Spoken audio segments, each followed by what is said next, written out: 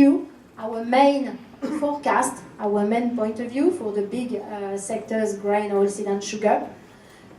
Feel free to react, to give your point of view, to argue as well. You will have time at the end of each session to do that, and our analysts will be happy to go in details. And of course, the message we will present here will be a rapid one. It will be a summary of what we forecast now, but we have a lot behind this. We are not going to speak of all the countries behind our export forecast, for example. So if you want to have more detailed figures, do not hesitate to ask questions and to work with the analyst in question. So Laurine and Gabriel, I invite you to the floor to give our point of view, the strategic grain point of view about the grain market. Thank you, André. Good morning, everybody. Gabriel and I will present you the global grain market. We will try to answer the question, will there be enough maize to offset the shortage of wheat and barley at the global level? Firstly, a quick flashback. Here on this graph, you've got a chart showing prices of wheat, barley and maize back to 2005. On the blue line, you've got the Russian wheat prices. On the green line, Faubourg barley prices. And in red, you've got US prices. After several years of low prices, we see that prices start to rise at the end of winter 2018 with the sharpest increase for barley at the level not observed since 2014. For wheat, it's also a high level, at a level not observed since 2015.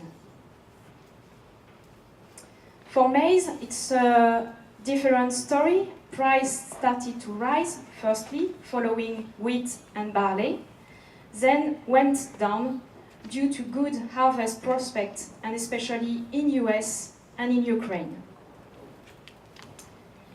One element of explanation of this price movement is a strong reduction in wheat and barley crops at the global level. You see here it's a chart representing the change in production for wheat, barley and maize at the global level. So we observed a sharp reduction in the barley production, minus 35 million tons. So it's here. Wheat, sorry. So minus 16 million tons in Russia and minus 14 million tons in the EU due to too dry weather during the growing season. It's also the same for barley with minus 5 million tons at the global level and also in Russia and EU. On the contrary, what happened in maize, it's a sharp increase in production. Here, with, as I said before, a good harvest in Ukraine, plus 4 million tons, also a record yield and production in the US, and we expect for the year to come a good harvest also in Brazil and Argentina.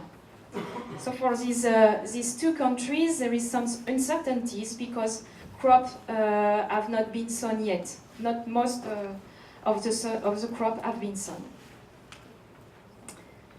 The consequence of the change in production, it's what we observed in terms of competitiveness against for maize, wheat and barley, with maize in a very attractive position against the other feed grain. Here on this graph, you see the difference, the spread between maize and feed wheat in Ukraine, we have currently a discount of $50 per ton for maize over feed wheat. Here, and it's a level not seen since 2013. And we expect that this spread should widen. We will explain why later.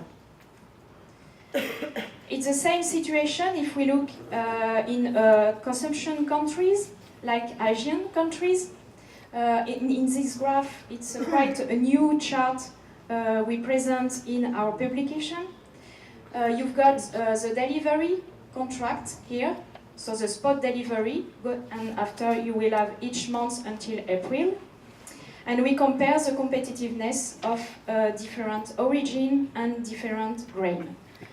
So here you see the position of the maize grains, and here you've got the wheat prices, and that shows that we have also in Asia a discount of around $50 per ton for maize over feed wheat.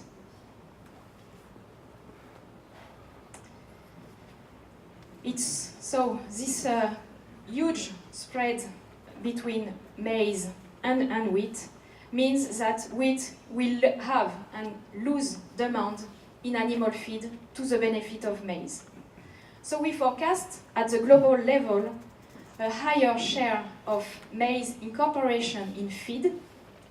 So you see it's the green light here, with a level going back to year here 2013-14 and 14-15, at the expense in red here of feed wheat, and also at the expense of feed barley. So maize will offset the shortage of these two grains.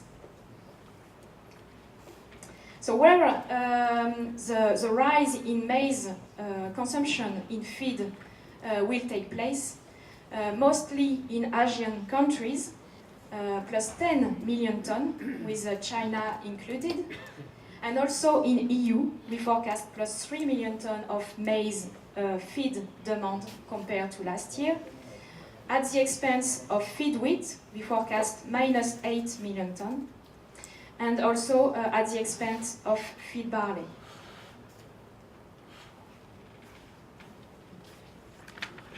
So now let's focus on the global wheat supply and demand and what are the consequences of what has been said. So first, the main point is that, as we saw just before, the global crop for wheat is sharply down and reaching its lowest level since 2013-14. Another point we saw before is that feed use is slashed due to this low competitiveness against maize, and so we should lose 13 million tons for feed use. So another point is that we, for the time being, assume that we should have a very tepid growth for the HNI, human industrial, or let's say food use, for wheat this year. So it's based on several assumptions, like war-torn countries, like economic crisis in some countries, like in Venezuela. The situation is complicated in Turkey too. We could have also a switch from wheat to maize in some sub-African countries for human consumption. Maybe that we can keep in mind that it is likely a very conservative figure, so it means that maybe there is a bias and under forecasting for this item. And so one of the consequences is that world trade should step back, and it will be the first time since 2014-15 that we will see such a phenomenon because of ample stocks in Turkey and maybe some difficulties to import. In India, they got a bumper crop, so no need to import. In Asia, we saw that feed use will decrease, and record high production in North African countries, so that import needs will not increase that much, or maybe not at all. So, even taking into account this very conservative projection for demand, we will see that we will end up with dwindling stocks in main exporting countries this year. So there you can see a chart with exports from Russia. And so what we see is that as of October 12, but the situation evolves every day, but we had already 15 million tons exported from Russia. It means that it was more than at the same time last year, with a tremendous pace for exports, as you know. So we're currently expecting 33 million tons for Russian exports, but maybe it is the higher end, because with such an export we will have very low stocks compared with what we had for the previous years. So let's say it's feasible, but it's the higher end. And the explanation for this pace and this export space, you can see there quite the same chart that we had before, and showing on the short-term contracts for October, November deliveries, and it was the same situation, or even more marked before. We have this Russian wheat, therefore, let's say, theoretical prices delivered Egypt. Russian wheat is the most competitive one against the other origins, European or US, etc. So this is the explanation for such a frenetic pace. But what we see there also is that for longer-term contracts, the situation is not the same at all. So maybe that there is not a lot of contracts signed on longer terms like February due to the uncertainties about the availability of Russian wheat. But what we can see there is that this very, very big competitiveness we have there, it's not the case in the longer term. So, consequences on global exports for main exporters. With black figures, we show you the evolution of exports for each country.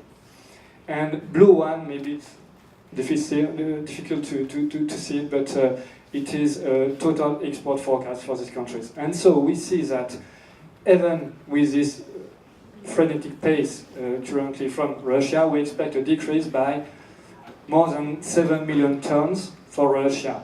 And so other exporters will have to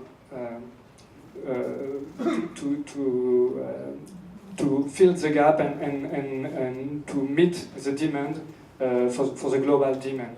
So in Australia it will be difficult to export more than last year due to the drought. So we're expecting also a decrease for Australian exports. The same for Ukraine. In the EU, you know that we had some weather concerns with a not very brilliant crop this year, so due to a lack of supply, we should have also a decrease in exports. So it means that the world will rely on North American and especially US wheat. And so maybe that they are waiting their turn right now, and we have a weak pace of exports from the US right now, but we think that it will get the pace, and so that is where availabilities are right now. So we are expecting an increase by 7 or more million tons for US exports. The consequences are that surpluses accumulated for the past 2 or even 3 years will decrease sharply this year in main exporting countries. And so there you can see the stock to use on this chart for main exporting countries: Russia, US, Argentina, Ukraine, Kazakhstan, Australia, and EU. And what you can see is that stock to use is decreasing in these countries, reflecting a much tighter situation than last year. Looking at main exporting countries as a whole, here is the stock-to-use ratio for main exporting countries for this group, and we can see that we could reach the lowest level since 2012-13, meaning that it's really a tight situation at a global level. and the explanation for this increase in prices. So let's have a look at global barley. It's rather the same story than for wheat, with the production that collapsed this year, except in North Africa, and so it has an impact on imports in it, of course, but it is facing a demand only slightly down in main importing countries like China and Saudi Arabia. And so the consequence is that, just like for wheat, we will have a decrease in main exporting countries, Canada, Argentina, Ukraine, EU, a decrease for the stock to use in these countries, reflecting a very, very tight situation.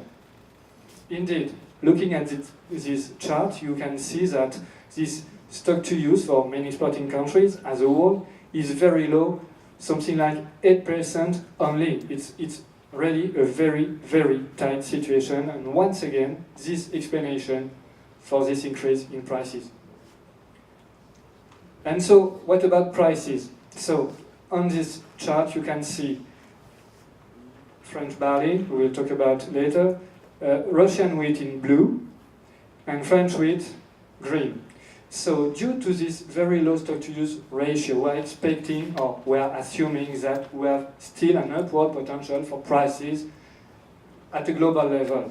And so Russia will take the lead, and especially when, let's say, supply will begin to show some signs of weakness, and then they will have to pass the baton to other origins. So we think that we could have a price as high as 270 or even higher FOB, if OB, if I'm correct, for Russian wheat. And for other origins, maybe an increase also, but to a lesser extent, as we will have some competition between European origins and US origins, Argentina, etc. But due to the very low stocks we will have in some countries, in some exporting countries, prices should increase also for other origins, but in a less marked manner. And so, what could change or impact this forecast? Of course, some political decision regarding exports in Russia, Argentinian and Australian crops not known yet, and so demand in importing countries, as I said, maybe we are underestimating the actual demand in some countries for HNI, and dry weather in the EU, because it can have an impact on wheat sowings and raise some concerns about the production. So for barley, we are also expecting an increase, maybe until March, but at this time we assume that prices should sag because of harvest pressure, as we are expecting a recovery in acreage for barley at a global level, and so an increase in production.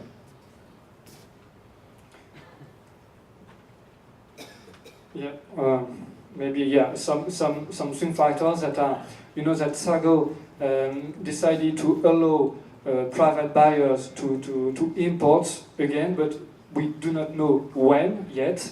The cut in Australian crop and what are the damages of this drought, and China-US trade war, that it will impact imports of other feedstuff in China, like sorghum and so on. So in turn, it should have an impact on barley imports.